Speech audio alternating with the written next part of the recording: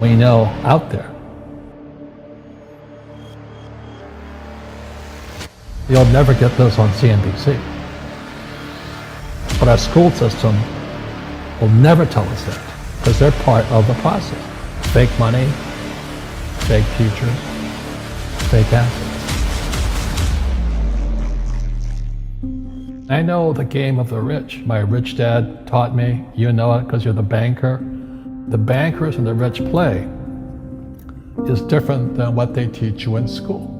All over the world, what does school teach you about money? And the answer is nothing. And that's not a mistake.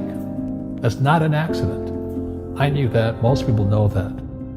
The way to keep the poor and middle class working hard is never teach them what the rich know. So if you read Rich Dad, Poor Dad, which came out in 1997, it's what the rich teach their kids about money, the poor and middle class do not. Poverty hurts. I mean, I don't like it. And I don't like that our academic system's so corrupt. You know, we know the banking system's corrupt. We know politics is corrupt. But academics is just as corrupt. I mean, one thing if it's the banking and the politics, but this is where we send our children and we trust them to do the right things for them, and yet they're being not taught something so fundamental. Like you asked your dad when you were a kid, Dad, you asked your teacher, when are you going to teach us about money? And it was just never. Never. And they'll never will. You know something. What do you know? Share it.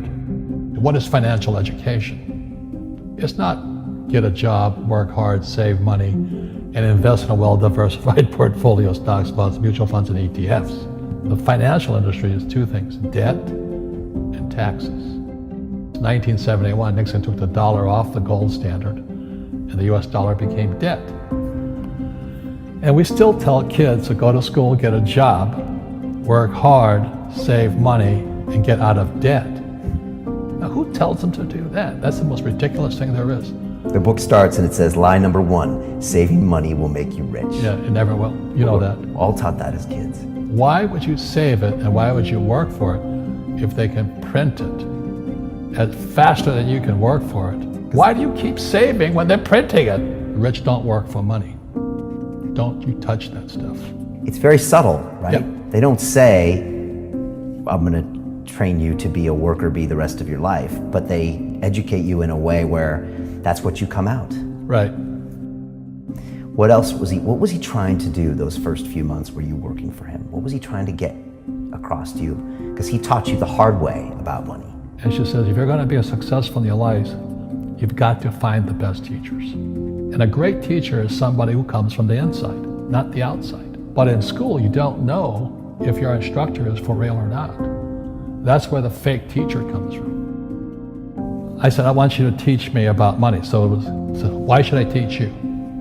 He said, but if I teach you, you work for me for free. And I said, why for free? And my poor dad went nuts. He says, because if I pay you, you think like an employee.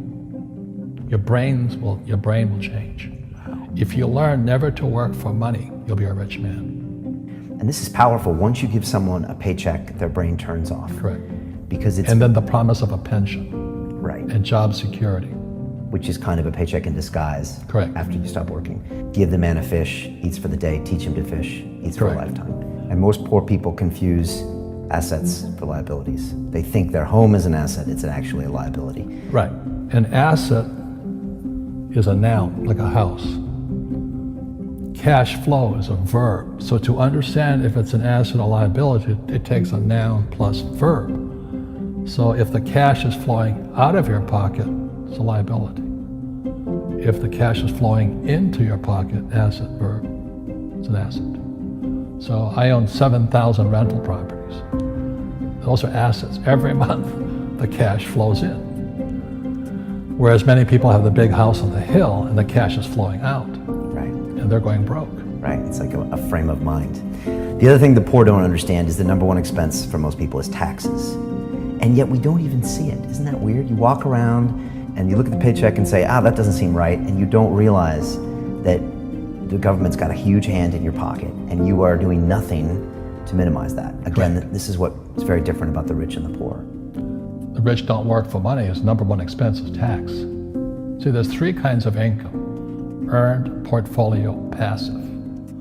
So earned income is if I get a job, that's earned income. If I'm a doctor or a programmer, that's earned income because I'm working for it. If I buy, let's say, Apple for $10 and I sell it for 20, that's portfolio income, capital gains. Yeah.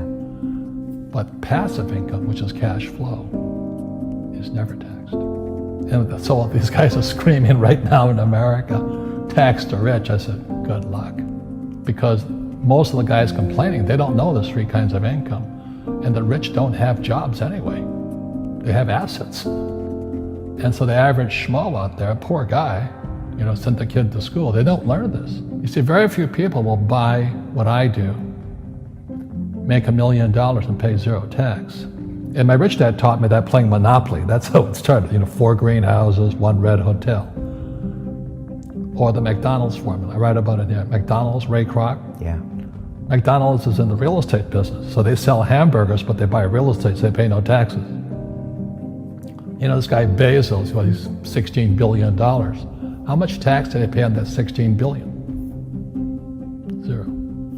And that's all legal. Anyone can do it. Everybody can do but it. Most people lack the education. So once you learn how to use debt as money, you can never say, I can't afford it. You see, because the banks will give you, so the banks, after the crash of 2008, the banks gave me $300 million, we have them here, are so bad. The school teachers will never tell you that because they don't know it. My poor dad never knew that. You don't know if something is an asset or a liability until you can say which way the cash flows. So a house, is it an asset or liability? Well, if it's taking money from your pocket, it's liability. If it's putting money in your pocket, it's an asset. The US government wants me to provide housing, wants me to provide jobs, wants me to borrow money because that's how money is created through debt. I get huge tax breaks. Everybody can do the same thing if they had the financial education to do it. If people understood the tax code, we'd be more prosperous. But can poverty be passed through genetically? Yes. Because it's some type of way of thinking. It's an attitude. An attitude. It's very simple. When people ask me, how do I stop it? I just say, never say, I can't afford it. Ask yourself, how can I? The reason I have so much money is because I don't say I can't do it. I just go, how can I do it? And I just go and do it. I make a lot of mistakes, but that's how I learn. How can I? The poor people, like my poor dad, always said, I can't afford it. Do you think I'm made of money? I'm a school teacher. I can't do that. And I picked that up. And my rich dad never said those words. So when I meet poor people, they use the words I can't a lot. So the people that say, I can't afford it, I can't do this, I can't get to college, the rich are evil, I choose not to participate in that. And that's one thing people could change today. Correct. Right now is that dialogue in their head. Stop saying the word can't. I can't. Right. So how can I? How can I? Especially as in, I can't afford it, how can I afford that? Right. Because that opens them up to looking at it as an investment to a greater future. Right. When I borrowed $300 million, I couldn't do it until I went to ask. And I got turned down so many times. I said, and every time I showed the banker my financials and he'd go, sorry. I said, look, do me a favor. Why did you turn me down? And he'd tell me, this is out, the numbers are out here. So if I get these numbers fixed, can I come see you again? He goes, sure. So it's called rejection. Same as my wife rejected me for 6 months. It's just a matter of personal willpower, which is spiritual. Just saying, if they can do it, I can do it.